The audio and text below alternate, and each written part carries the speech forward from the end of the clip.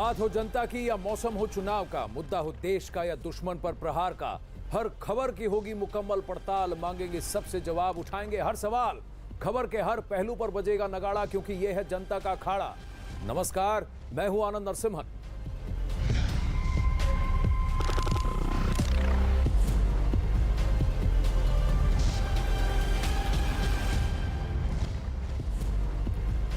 अखाड़ा में आज बात लव जिहाद मामले में उत्तर प्रदेश में दी गई सबसे पहली सजा की। उत्तर प्रदेश में कानपुर की एक अदालत ने लव जिहाद के एक मामले में पहली बार दोषी को सजा सुनाई है। कोर्ट ने लव जिहाद के दोषी को 10 साल की सजा दी और 30,000 रुपए का जुर्माना भी लगाया है। जानकारी के मुताबिक कानपुर में रहने वाले एक शख्स ने धर्म छिपाकर पहले एक हिंदू लड़की से दोस्ती की और फिर जबरन उसका धर्म परिवर्तन करवाकर उससे निकाह भी किया। पुलिस के मुताबिक जावेद नाम के शख्स ने लड़की और उसके घर वालों को अपना नाम मुन्ना बताया था और खुद को हिंदू बताते हुए लड़की से शादी की। यह मामला 15 मई 2017 का है।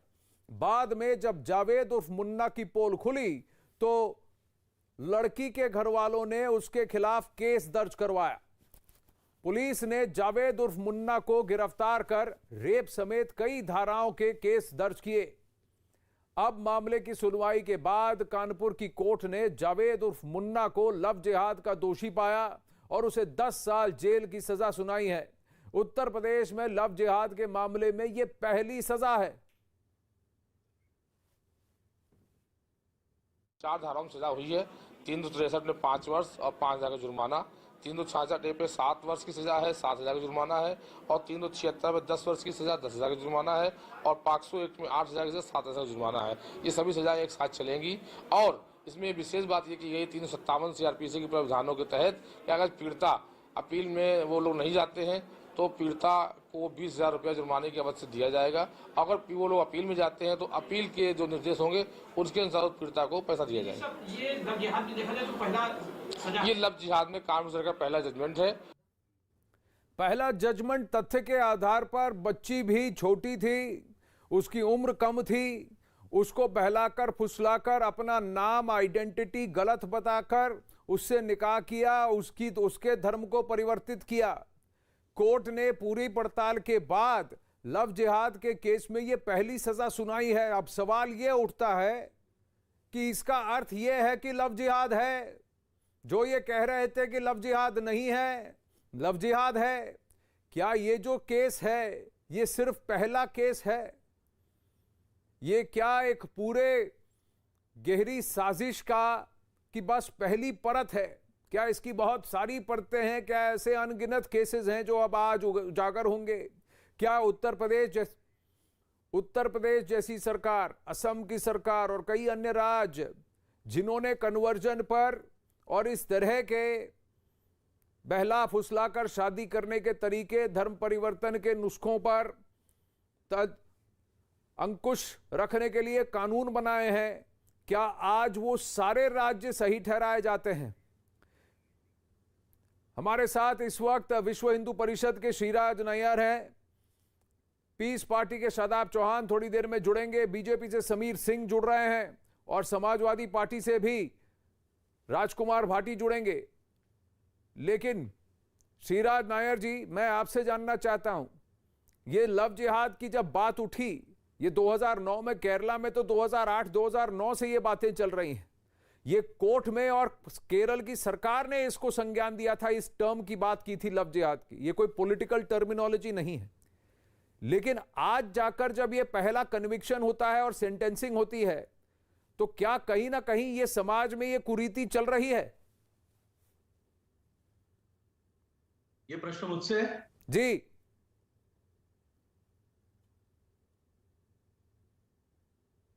जी श्रीराज जी बोलिए। ये प्रश्न मुझसे आएंगे? हाँ जी श्रीराज जी बोलिए। हाँ देखिए आनंद, हम तो जैसे आपने बताया ये टर्मिनोलॉजी 2008 से केरल में हुई और ये पूरे भारत में इसके बारे में लोगों के अंदर जागरूकता फैलाने का काम विश्व हिंदू परिषद बजरंग दल ने किया। और आज जिस प्रकार से कोर्ट ने एक निर्णय दिया, ऐतिहासिक निर्णय लिया, इसका हम स्वागत करते हैं। और ये प्रमाण हो चुका है कि जिस लव जिहाद के बारे में हम कई वर्षों से हम ये मुहिम चलाए हुए हैं और ये साबित हो गया है कि इस प्रकार से हिंदू लड़कियों के साथ धोखाधड़ी से विवाह कर करके उनका जीवन बर्बाद करने का एक षड्यंत्र बहुत सालों से चल रहा है। उद्देश्य केवल यही है कि हिंदू लड़कियों से शादी करें, उसमें 3-4 बच्चे पैदा करें और उनको छोड़ दिया जाए और हर व्यक्ति नए 4-5 मुसलमान पैदा करे और देश की डेमोग्राफी, देश की जनसंख्या को प्रभावित करने का ये मूलभूत षड्यंत्र था और ये है, चल भी रहा है। आज की तारीख में विश्व हिंदू परिषद बजरंग दल पूर्ण रूप से लड़ रहा है इसके खिलाफ और हर घर में, चाहे वो कहीं भी किसी भी भौगोलिक क्षेत्र में रहते हो, हम इसके लिए अवेयरनेस बनाने का पूरा प्रयास कर रहे हैं। और आज ये जो निर्णय लिया है, कोर्ट का निर्णय है, ये स्वागत योग्य है और इससे भी हमारी मुहिम को लाभ होगा और हम इस मुहिम को सब दूर पहुंचाएंगे। आर्गुमेंट शिवराज जी ये है कि चाहे किसी धर्म की कोई एक धर्म विशेष की कोई लड़की हो, वो अगर शादी के बाद अपना धर्म बदलना चाहती है तो उसमें बुरा क्या है? इसमें जोर जबरदस्ती और जिहाद वाली बात कहां पे आती है? लव जिहाद वाली बात कहां आती है? बिल्कुल, लव जिहाद की बात वहां आती है जहां आज जो कोर्ट ने निर्णय लिया वहां लव जिहाद की बात आती है।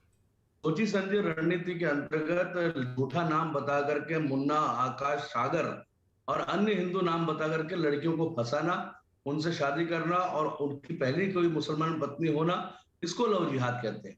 हम यहाँ कोई धर्म या किसी मजहब से लड़ नहीं रहे। हम जो ये षड्यंत्र जो रच रहे हैं और जिस षड्यंत्र का जो नतीजा हम सब ने देखा है, जिसने कोर्ट ने 10 साल की सजा सुनाई और कुछ रकम की पेनल्टी लगाई है, ये इस बात का प्रमाण है कि लव जिहाद चल रहा है और हम सच है। और आज भी मैं आपके चैनल के माध्यम से करोड़ों लाखों हिंदू जो सुन रहे हैं, उनको मैं अपील करूंगा कि आप हम सब जिनके घर में बहन बेटियां हैं वो सतर्क रहें और इस प्रकार के षड्यंत्र में अपनी बच्चियों को फंसने से बचाएं। राजकुमार भाटी समाजवादी पार्टी के हमारे साथ है, समीर सिंह भी हमारे साथ है। समीर सिंह, कहीं ना कहीं इसको पॉलिटिकली भी देखा जा रहा है कि जानबूझकर हिंदू मुस्लिम करने के लिए इस बात को हवा दी जा रही है, लेकिन आज तो कोर्ट ने यह फैसला दिया है। नहीं, देखिए धर्मराज जी, ये पॉलिटिकल इशू नहीं है, ये सामाजिक मुद्दा है और निश्चित रूप से हम सबके लिए चिंताजनक मुद्दा है। जिस प्रकार से धर्म विशेष के लड़कों के द्वारा अपना नाम छुपा के, हाथों में कलाई बांध के हिंदू लड़कियों को बहला फुसला के और धर्म परिवर्तन कराया जाता है, शादी की जाती है और उसके बाद उनके साथ जो व्यवहार किया जाता है वो निश्चित रूप से चिंताजनक है। इसके लिए उत्तर प्रदेश की सरकार ने कानून बनाया, धर्म परिवर्तन पर हम सब ने कानून बनाया, वो कानून प्रभावी है। और पिछले दिनों 2017 में योगी जी के मुख्यमंत्री बनने के बाद उत्तर प्रदेश में बड़े पैमाने पर ऐसे लोगों के खिलाफ कार्रवाइयां हुई है, जिसका परिणाम अब सामने आ रहा है कि कानपुर के अंदर न्यायालय ने फैसला सुनते हुए, त्वरित फैसला सुनते हुए सजा सुनाया और ये एक नजीर पेश होगा। पिछले दिनों मेरठ में एक घटना हुई थी कि एक मुस्लिम युवक ने हिंदू लड़की से शादी करके, बच्चे थे, अपने घर में दफन कर दिया। अपनी पत्नी और अपने बच्चे को शादी करके बच्चा पैदा किया और उनको अपने घर में मार के दफन कर दिया। पुलिस की इन्वेस्टिगेशन में वो पकड़ा गया, खना गया और उनकी लाशें बाहर आई। तो कहीं न कहीं ये बड़ा षड्यंत्र था जिस पर हमारी सरकार ने रोक लगाया है और उत्तर प्रदेश में किसी को भी धर्म परिवर्तन करने का, किसी को भी लालच प्रलोभन देकर, चाहे लड़कियों का चाहे किसी का भी धर्म परिवर्तन का अधिकार नहीं है और ऐसे मामलों में सख्त से सख्त सजा होगी। हमने फास्ट ट्रैक कोर्ट बनाया, हमने न्यायालयों को बढ़ाया। ऐसे संवेदनशील मुद्दे फास्ट ट्रैक कोर्टों में चलेंगे और उनको सजा मिलेगी, नजीर पेश होगा। ये राजनीतिक स्वार्थ के लिए जो लोग इन चीजों का मैनिपुलेशन करते हैं, उनके भी चेहरे बेनकाब होंगे और ये कार्रवाई बहुत आवश्यक है। राजकुमार भाटी जी, क्या कहेंगे? क्या ये सिद्ध नहीं करता कि लव जिहाद चल रहा है? देखिए, कोई लड़का किसी लड़की को बहला फुसला के, धोखा दे के, अपनी पहचान छिपा के अगर उससे शादी करता है और शादी के बाद उसको कोई उत्पीड़न करता है, हत्या कर दे या कुछ अन्य कोई वारदात करे या उसको छोड़ दे, तो अपराध है। और भारत में पहले से इसके लिए कानून मौजूद है और सरकारों की, पुलिस की, न्यायालय की ये जिम्मेदारी बनती है कि ऐसे अपराधियों को सख्त सजा मिले। अपराधियों को पकड़े जाने पे, उनके खिलाफ मुकदमे होने पे, उनको सजा देने पे किसी को क्या आपत्ति हो सकती है? बहुत अच्छी बात है, स्वागत योग्य कदम है। एक और अपराधी को वो भी स्वागत योग्य कदम है। लेकिन इसको धार्मिक उन्माद पैदा करना, इसको लेकर सांप्रदायिकता पैदा करना, इसके लिए ग्रुपबाजी पैदा करना और एक ही समुदाय को निशाना बनाना या किसी समुदाय को, पूरे समुदाय को अपराधी ठहराना, वो गलत है। और इसको राजनीतिक लाभ लेने के लिए बढ़ा चढ़ा के पेश करना, जो अभी आप थोड़ी देर पहले कह रहे थे, मैंने सुना और एक सज्जन बोल रहे थे, मैं समझ नहीं पाया कौन थे, कि लव जिहाद लव जिहाद लव जिहाद। जो लव जिहाद जो शब्द था वो योगी आदित्यनाथ जी ने 2016 में एक प्रेस कॉन्फ्रेंस की थी लखनऊ में, अगर आप हो, और उन्होंने उनमें कुछ पर्चे बांटे थे कि अरब कंट्रीज से, मुस्लिम देशों से काफी संख्या में धन भेजा जा रहा है इस बात के लिए कि हिंदू लड़कियों को बहला फुसला के उनको मुस्लिम बनाया जाए, उनके साथ शादी की जाए, मुस्लिमों की संख्या बढ़ाई जाए। और उसमें उन्होंने बाकायदा एक रेट लिस्ट खोली थी कि ब्राह्मण लड़की से शादी करने पे इतने रुपए, राजपूत से इतने रुपए, जाति की लड़की के लिए इतने रुपए और एससी के लिए इतने रुपए। आज तक एक केस तो उत्तर प्रदेश सरकार या भारत सरकार पकड़ नहीं पाई है कि किसी केस में कहीं से धन दिया जा रहा हो, कोई सुनियोजित तरीके से ऐसा कार्य किया जा रहा हो, तो उसे जिहाद कहे, अपराध कहे। मैं अपराध मानता हूं कि अगर कोई अपनी पहचान छिपा के और खास धर्म की पहचान छिपा के किसी लड़की के साथ करता है, उसको धोखा देता है, तो चाहे वो हिंदू है, मुस्लिम है, सिख है, ईसाई है, वो दोषी है, वो अपराधी है, उसको सजा मिलनी चाहिए। उसको सजा मिलनी चाहिए, उसको सजा मिलनी चाहिए। समीर सिंह, क्या कहेंगे आप कि ये रेट लिस्ट आपने निकाली 2016 में, इसके बाद की? नहीं, देखे आनंद जी, अभी मैं भाटी साहब को सुन रहा हूं। भाटी साहब योगी आदित्यनाथ जी का जिक्र कर रहे हैं। योगी जी उत्तर प्रदेश के मुख्यमंत्री है। ये 5 साल 2012 से 17 में सरकार चलाए, एक मामला बता दें जिसमें इन्होंने सजा कराया हो, जिसमें इन्होंने चार्जशीट दाखिल की हो, जिसमें इन्होंने एफआईआर दर्ज किया हो, एक भी प्रकरण आपको नहीं मिलेंगे। ये जिसके आदर्श जिन्ना हो, जिस पॉलिटिकल पार्टी के आदर्श जिन्ना हो, अखिलेश यादव के नेता जिन्ना हो, वो जिन्ना की थ्योरी उनको अच्छी लगती हो और पटेल की थ्योरी खराब लगती हो, वो समाजवादी पार्टी योगी आदित्यनाथ जी को दोषी बताती। इनको ज्ञान नहीं है। सबसे पहले केरल के प्रकरण में न्यायालय ने यह कहा कि लव जिहाद चल रहा है। योगी जी ने पहले नहीं कहा। जो योगी जी के कहने से 8 साल पहले ये कहा गया था के बाद, हाँ बिल्कुल कहा गया था। योगी जी ने उसको आगे बढ़ाया कि जो कुकर्म कर रही थी समाजवादी पार्टी अपनी सरकार में रहते हुए, हिंदू बहन बेटियों के साथ अपमान कर रही थी, उनके साथ तिरस्कार कर रही थी, उनको प्रताड़ित करा रही थी तुष्टीकरण की राजनीति के लिए, और मुस्लिम महिलाओं की भी तुष्टीकरण की राजनीति में प्रताड़ना हो रहा था। 3 तलाक किसने खत्म किया? नहीं, 3 तलाक एक कुप्रथा थी उसको, और वो भी इंस्टेंट 3 तलाक। 3 तलाक का अलग तरीका है, लेकिन इंस्टेंट 3 तलाक यानी एक ही झटके में 3 बार तलाक बोलकर अपना पल्ला झाड़ देना, वो बात अलग है। लेकिन श्रीराज नायर, जो राजकुमार भाटी कह रहे हैं कि देखिए, कोई अगर किसी लड़की को बहला फुसलाकर उसको फंसा लेता है तो वो चीटिंग हुई, 420 हुई, लव जिहाद कैसे हो गया? देखिए, राजकुमार भाटी जी बड़े चतुरता से अपनी बात को कह गए। कोई आपने आज तक ये केरल, इन्होंने कहा लव जिहाद, योगी जी ने इस टर्मिनोलॉजी को या इस व्याख्या को व्याख्यान्वित किया है। तो राजकुमार जी को मालूम होना चाहिए 2008 में केरल में चर्च ने सबसे पहले इसको डिफाइन किया या इसको व्याख्यान्वित किया। तो इसमें योगी आदित्यनाथ जी या संघ के या विश्व हिंदू परिषद के किसी कार्यकर्ता ने इस व्याख्या को समाज के समक्ष नहीं लाए। दूसरी बात है, बिल्कुल सही बात है, धोखाधड़ी से की हुई हर शादी वो बिल्कुल दंडनीय है।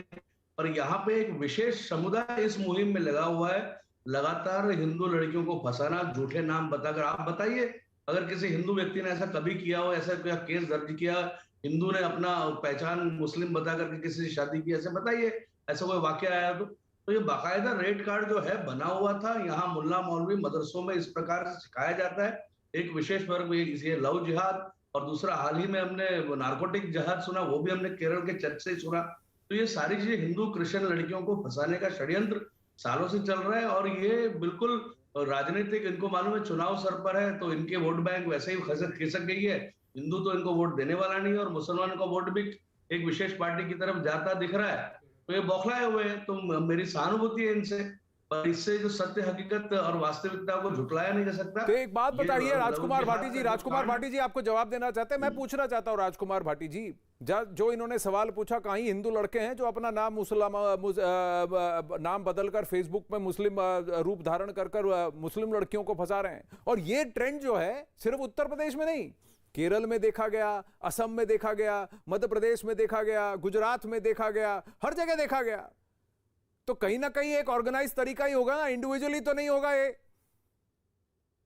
अगर दोनों पक्षों की बात आपने गौर से सुनी हो और उन दोनों को आप अपने बुद्धि और विवेक से विश्लेषण करें तो स्थिति स्पष्ट हो जाती है। मेरी चिंता के प्रति है, मैं चाहता हूं अपराध रुके, अपराध कोई भी करे, हिंदू करे मुसलमान करे, उसके खिलाफ सख्त कार्रवाई होनी चाहिए। इनकी चिंता वोट, ये बार बार कह रहे हैं कि हिंदू तो इन्हें वोट देगा नहीं और हिंदुओं का उत्पीड़न और हिंदू लड़कियों का ये, यार हम नागरिकों को हिंदू मुसलमान में कानून की नजर में नहीं देख सकते। हमारा भारत का संविधान कहता है कि सबको, संविधान अगर ये कहता है, संविधान अगर ये कहता है तो फिर एक समुदाय विशेष, किसी दो अलग समुदाय विशेष को क्यों टारगेट कर रहा है, और वो भी धर्म बदलने के इरादे से क्यों टारगेट कर रहा है? शादाब चौहान पीस पार्टी के हमारे साथ हैं। शादाब बताइए, क्या जरूरत पड़ी थी जावेद को अपना नाम मुन्ना बताकर, अपने आप को हिंदू बताकर एक लड़की से शादी कर उसका धर्म परिवर्तित करने की? नहीं, आपने मेरी बात क्यों नहीं सुनी? आप इस तरह की देखिए नहीं सर, भाटी साहब सुन लीजिए। देखिए, हम कभी भी अपराधियों को, चाहे वो किसी धर्म जाति संप्रदाय के हों, उनको हम इस तरह से सेलेक्ट करके उनका धर्म नहीं तलाशते। अभी किसी ने कहा कि कोई एक नाम बता दें जहां हिंदू ने मुसलमान बनकर शादी की हो। ये फालतू के काम भाजपा और संघ के लिए है कि वो अपराधियों में धर्म तलाशते हैं। हम अपराधियों को अपराधी की नजर से देखते हैं। दूसरी चीज, अभी 21 साल कर रहे हैं, अभी थोड़े दिन बाद एक और कानून बनाएंगे कि बच्चा कब पैदा करना है। अब ये दंपति तय नहीं करेंगे, मोदी सरकार तय करेगी। फिर शादी की उम्र 21 से बढ़ाकर 31 करेंगे, 31 से बढ़ाकर 41 करेंगे, फिर 51 करेंगे, और फिर बताएंगे जो मोदी जी ने किया वही आप करिए, सब करिए। तो ये सरकार देश के युवाओं के, रोजगार के, किसान महिलाओं के और प्रगति के मुद्दे छोड़कर ये सब वाह, बहुत बढ़िया पतंग उड़ा रहे हैं, ये होगा वो होगा। हम तो वो कह रहे हैं जो हो रहा है। शादाब चौहान, जो हो रहा है उससे क्यों आगे बढ़ रहे हैं? यहां पर एक हिंदू लड़के ने एक मुस्लिम लड़की से रिश्ते बनाए, संबंध बनाए, उससे शादी करनी चाहिए तो उसको तो दिन दहाड़े दिल्ली में काट दिया गया। यह भी बात है। शादाब चौहान से फिर जुड़ने की कोशिश करेंगे समीर सिंह, राजकुमार भाटी जी से भी जुड़ने की कोशिश करेंगे। राजकुमार भाटी जी कह रहे हैं कि आप लोग हिंदू मुस्लिम कर रहे हैं, आप लोगों का एजेंडा है, उनका कोई एजेंडा नहीं। नहीं देखिए आनंद जी, हमारा एजेंडा कभी मुस्लिम हिंदू नहीं रहा। सबका साथ सबका विकास हमारा एजेंडा रहा है। लेकिन शादाब चौहान जिस पॉलिटिकल पार्टी के प्रवक्ता हैं, अयूब खान, उनके खिलाफ खुद छेड़खानी और बलात्कार के मुकदमे दर्ज है और न्यायालय में चल रहे हैं, वो जमानत पर है। देखिए, ऐसी पार्टियों के प्रवक्ता और क्या कहेंगे? वो भाजपा और संघ पर ही आरोप लगाएंगे, जिनके नेता पर ही छेड़खानी और महिला के द्वारा आरोप लगाया गया हो और मुकदमा चल रहा है। दूसरी चीज है, देखिए 3 तलाक का फैसला किसने लिया? माननीय प्रधानमंत्री जी ने लिया। हमने उस समाज की भलाई के लिए लिया। आज 21 साल पर शादी के लिए हमने लड़कियों को मुख्य धारा में लाने के लिए, बराबर की हिस्सेदारी के लिए, उनका भी सरोकार समाज के विकास में, देश के विकास में हो सके। सिर्फ छोटी उम्र में उनकी शादी हो जाए, बच्चे हो जाए, वो अपने योगदान को न दे पावे, ऐसा नहीं होना चाहिए। हम उनको भी मुख्य धारा में लाने की बात माननीय प्रधानमंत्री जी ने कहा था। नहीं, लेकिन वो तो बिल आपने सदन में टेबल करते ही स्टैंडिंग कमेटी के लिए भेज दिया। आपने उसको ऐसा नहीं किया कि उसको हम पास करेंगे, उसको सदन में लाएंगे और उसको तत्कालीन हम पास भी कराएंगे, और फिर बहुमत तो आपके पास था, आप करा सकते थे, लेकिन आपने उसे स्टैंडिंग कमेटी में भेज दिया। लेकिन मैं इस फिलहाल लव जिहाद के मुद्दे पर रहना चाहता हूं, और मैं श्रीराज नायर से जानना चाहता हूं, अब तक जो है एक कन्विक्शन हुआ है, तो क्या एक कन्विक्शन से क्या ये ठहर जाता है कि लव जिहाद है? आनंद जी, बिल्कुल, अभी तो शुरुआत है जी, मैं आपको बड़े दावे और के ये साथ अवेयरनेस अभी जैसे इस बड़ी बात तेजी को से समाज को एक्सेप्ट करने न्यायालयों में में, ट्रायल कबूल चल करने रहे में हैं। बहुत समय लगा, और अब जो है माननीय न्यायालय ने इसमें सजा सुनाई है। तो अब धड़ल्ले से जिस प्रकार से जो जितने अपराध हुए हैं, केरल में तो ऐसे बताया जाता है करीब 6000 लड़कियां मिसिंग थी, और धीरे धीरे अब सब जगह से कोर्टों में मैटर्स जो चल रहे हैं, मुकदमे चल रहे हैं, और उस मुकदमे के नतीजे आएंगे और हम देखेंगे और भी सजाएं सुनाई जाएंगी। एक शुरुआत है, और हम तो पूर्ण रूप से इस जो सजा जो सुनाई गई है कोर्ट द्वारा, उसका हम स्वागत करते हैं। और इसके ये एक रोक भी लगाएगी इस प्रकार के जो कंस्पायर्ड अपराध है, इस प्रकार के जो अपराध जो सोची समझी रणनीति के अंतर्गत मदरसों में और मुल्ला मौलवियों द्वारा चलाए जाते हैं, ये अब उजागर होंगे और लोगों के समक्ष वास्तविकता आएगी। लेकिन यही आरोप है कि विश्व हिंदू परिषद बीजेपी जो है एक समुदाय विशेष यानी कि मुस्लिम ग्रुप्स के साथ उनके खिलाफ ही एक मुहिम चलाए हुए है। उनको दिक्कत मुसलमानों से है, तो इसीलिए ये सारे कानून और ये सारे जो है ये सारी बातें ऐसे निकल कर आ रही है। राजकुमार भाटी जी के साथ कनेक्शन टूट गया था, फिर जुड़ गए हैं। राजकुमार भाटी जी, आप कुछ कह रहे थे? नहीं, क्या कह रहे थे? जब आप सुनेंगे नहीं तो हमारा कहने मैं सुन रहा हूं, अभी देखिए, बताइए। आपको अगर इनकी बात सुननी है तो एक तरफा ही बात चलानी है अपने चैनल पे, तो आप चलाइए। अब हम क्या एतराज अगर एक तरफा चलानी होती तो आपसे वापस कनेक्ट नहीं करते और अब आपकी बात नहीं सुन रहे होते, बताइए।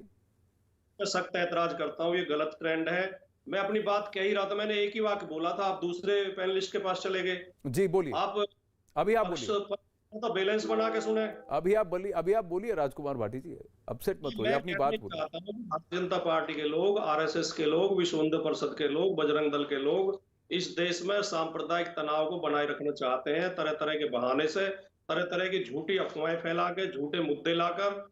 ये लव जिहाद मैंने कई बार कहा है आपके शो में कि अगर कोई इस तरह बहका के, पहचान छिपा के शादी करता है तो वो दंडनीय है, उसे अपराधी को सजा मिलनी चाहिए। लेकिन इसको लेकर उन्माद ना फैलाए, देश के नागरिकों को लड़ाए नहीं। ये देश बहुत शानदार देश है। इस देश में आपसी एकता, भाईचारे पे चलने वाला देश है। देश में एक शानदार संविधान है, शानदार कानून है। ये लोग गुमराह करते हैं, झूठ बोलते हैं, लगातार झूठ बोल रहे हैं। ये जो कह रहे हैं अखिलेश यादव के शासन में कार्रवाई नहीं होती थी। अखिलेश यादव के शासन मुजफ्फरनगर में लड़की की छेड़खानी हुई, आपने कोई कार्रवाई नहीं की, इसलिए तो दंगे हुए। आप ही लोग उसके जवाबदार हैं। अपना अखिलेश यादव से 1.5 गुने अपराध है अब इस समय योगी जी के शासन में महिलाओं के प्रति। महिलाओं के साथ रेप हो रहे हैं, उनके मुकदमे नहीं लिखे जा रहे, उन्हें जला दिया जाता है, उनकी डेड बॉडी छीन के जलाई जा रही है, उनकी कार्रवाई नहीं हो रही है। इनके विधायक तक जेल में है। किस मुंह से, इन्हें शर्म नहीं आती? किस मुंह से ये बात करते हैं? अखिलेश यादव के समय में कानून का राज था, अब कानून का राज नहीं है, अब भारतीय पार्टी का राज है। जो भारतीय जनता पार्टी चाहती है वो होता है। चलिए तो फिर लेकिन पहले क्या अखिलेश के राज में जो अखिलेश यादव चाहते थे वो नहीं होता था? जो समाज चाहता था वो हुआ है क्या? वही सवाल पूछा जा रहा है। कितने लोगों को, कितनी बच्चियों को ऐसे बचाया गया जिनको कि बहलाकर फुसलाकर 3 तलाक के जरिए उनको छोड़ दिया गया, या पहले उनको इस लव जिहाद के जरिए फंसाया गया? यही तो समाज में कुरीति चल रही है जो ऊपर कर आई है, जिसको कि उजागर किया गया। आज कोर्ट ने अगर क्यों फैसला किया, अगर ऐसा कुछ हो ही नहीं रहा है तो ये भी सवाल बनता है। इस वक्त बड़ी खबर आ रही है, मैं हमारे गेस्ट से कहूंगा, उनको धन्यवाद कहूंगा, क्योंकि अखाड़ा में ब्रेक लेने से पहले ये बहुत बड़ी खबर आपके साथ हम शेयर करना चाहते हैं। इस बीच ये खबर आ रही है कि उत्तर प्रदेश के गाजीपुर में मुख्तार अंसारी के खिलाफ बड़ी कार्रवाई करते हुए 10 करोड़ से ज्यादा की जमीनें और दुकानें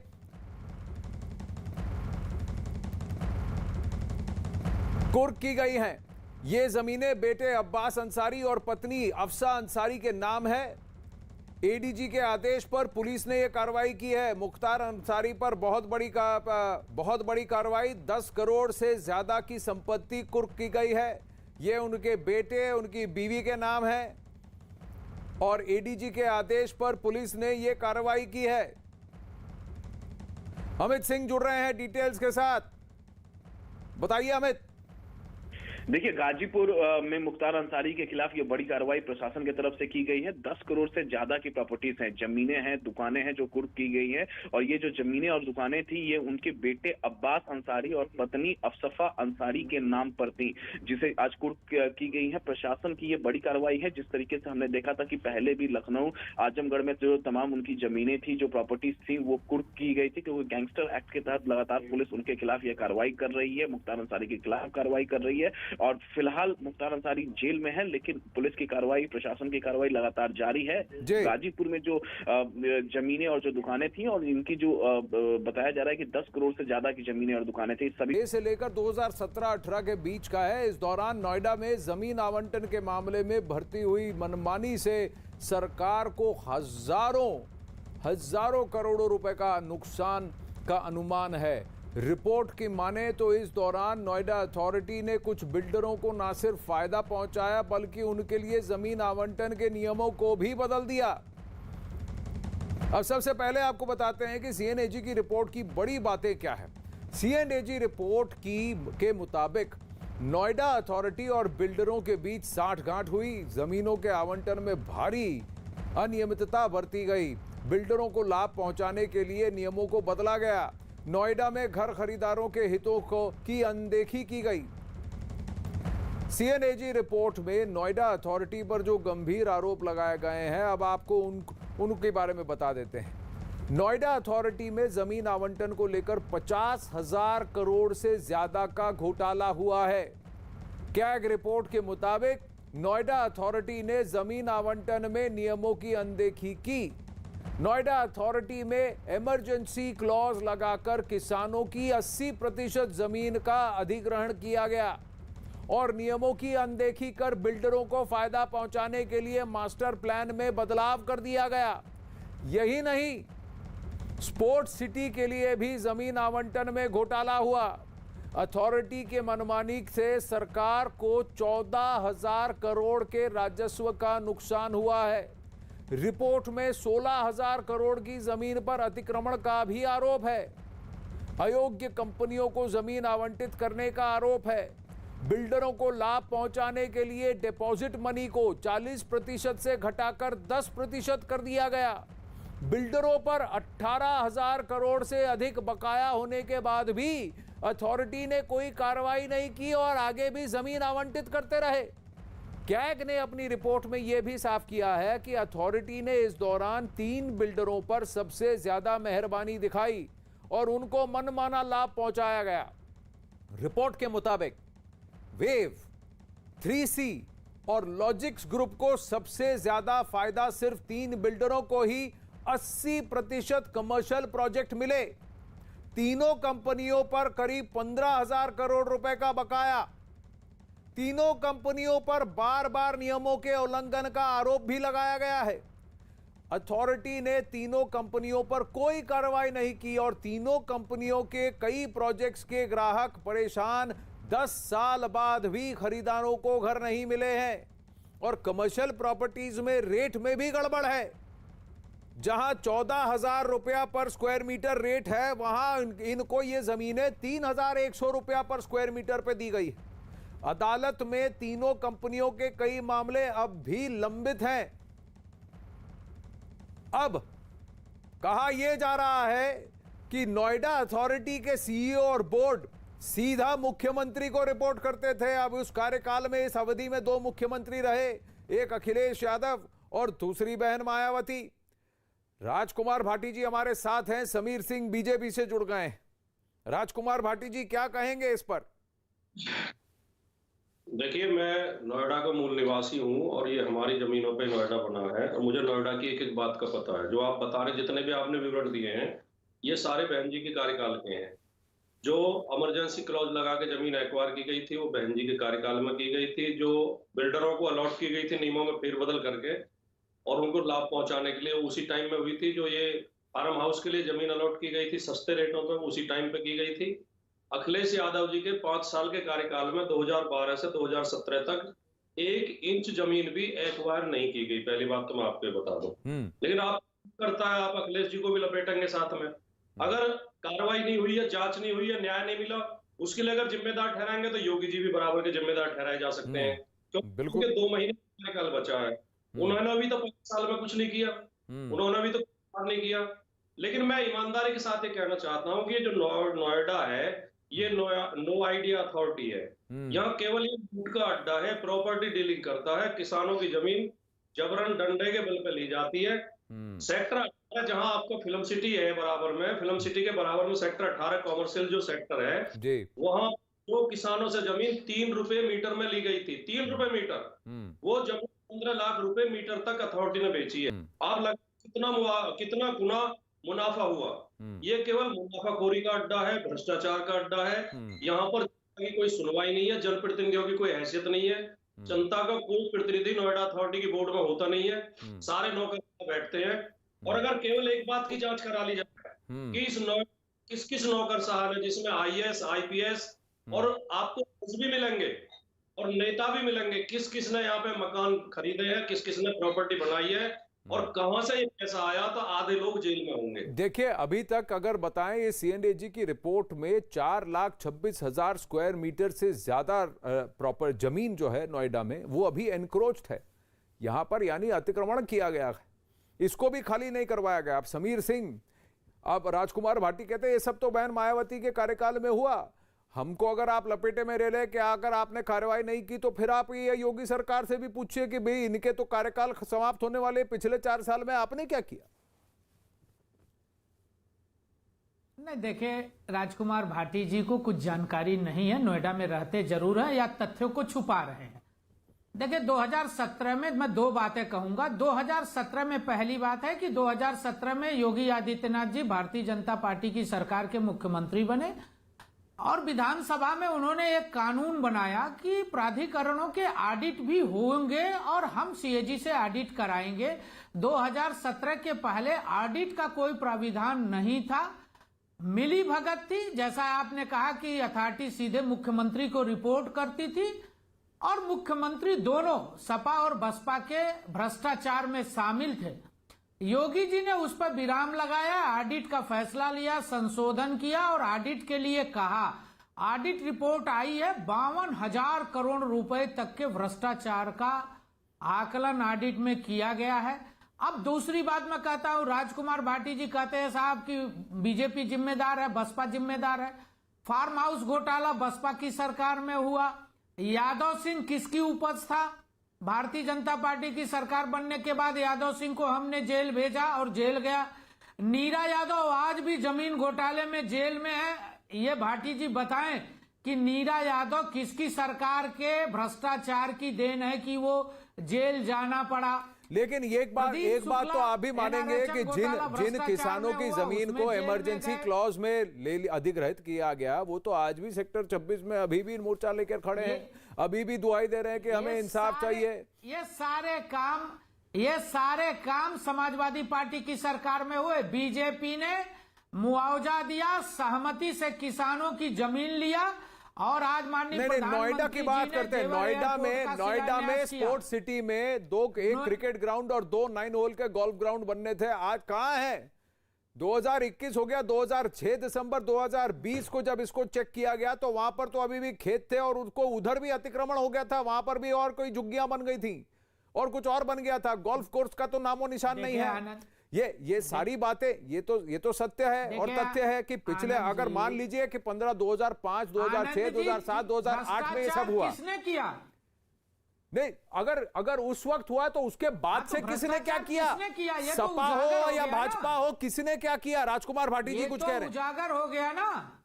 नहीं, उजागर तो अब हुआ है, चुनाव से 2 महीने पहले। ये सीएनएजी की रिपोर्ट पहले नहीं आई थी, ये ऑडिट में 4 साल लग गए। ये सवाल भी तो पूछा जा रहा है। उत्तर प्रदेश की भारतीय जनता पार्टी की सरकार ने तो 2018 में कानून बना तो 18 के बाद जांच, कोरोना चल रहा था, जांच के बाद ही तो आएगी रिपोर्ट ना। कोरोना तो 2020 में आया है, 18 में कानून बना, 18-19 में क्या हुआ, यह भी तो सवाल पूछा जा सकता है। राजकुमार भाटी जी, आप क्या कह रहे हैं? हो रहा है 1,000 करोड़ का घोटाला है, 56,000 करोड़ तो नोएडा के, जिसको ये फल फूल रहे थे। समीर जी, मेरे पास समय कम है, समय का अभाव है। राजकुमार भाटी जी जल्दी बोलें जी। जो ये जितने भी आपने नाम लिए हैं, जो ये फिल्म इसका स्पोर्ट सिटी का हो चाहे कोई भी, ये सब एसपी के शासनकाल में हुए। लेकिन इन्होंने कहा यादव सिंह किसकी देन थे? यादव सिंह बहन जी मायावती के रिश्तेदार हैं, उन्हीं की देन। लेकिन वर्तमान में योगी जी के शासन में लाखों बायर्स जिन्होंने होम खरीदे, घर खरीदे हैं, उन्हें कब्जे नहीं मिले, उनकी रजिस्ट्री नहीं हुई है। 5 साल इसके पीछे भी बड़ी बात है, क्योंकि 2016 में जब डीमो हुआ और उसके बाद रेरा का कानून आया तो फिर जो घोटाले यहां किए गए थे वो सारे ठप हो गए। सबने आईबीसी के क्लॉज पर बैंक्रप्सी डिक्लेयर कर दी और कहा कि भाई हमारे पास तो कोई तरीका ही नहीं है, क्योंकि सारा पैसा तो घुमा लिया। ये पूरा चक्रण, ये पूरा प्रकरण जो है, ये नेता बाबू सबका चक्कर है और बिल्डर, ये सबका चक्कर है। ये सारा निकल के आया है, 52,000 करोड़ रुपए का घोटाला है, उससे ज्यादा का घोटाला है। 4,26,000 स्क्वायर फीट जमीन आज भी अतिक्रमण किया हुआ है, एनक्रोच्ड है नोएडा में। ये सीएनएजी की रिपोर्ट कहती है। अखाड़ा में इस वक्त आप दोनों को नमस्ते कहने का वक्त हो गया है, समय खत्म हो चुका है, समय समाप्त हो चुका है यहाँ अखाड़ा में, लेकिन खबरें जारी रहेंगी न्यूज़ 18 इंडिया पर, बने रहिए।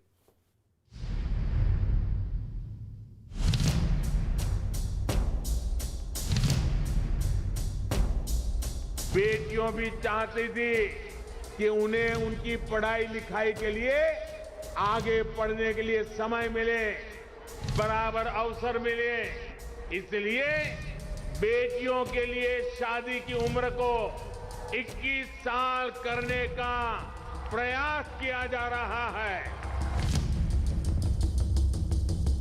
ऊपर से हमें ऐसी आवाज आ रही है कि एक जो कानून बनने जा रहा है, 22 साल की बेटी होगी तब शादी होगी, तो इसीलिए हमने करी थी। 6 महीने बाद करनी थी, जो वो हमने पहले ही इसलिए करी थी कि कभी ऐसा हो जाए तो हमें और अटकना पड़ जाएगा।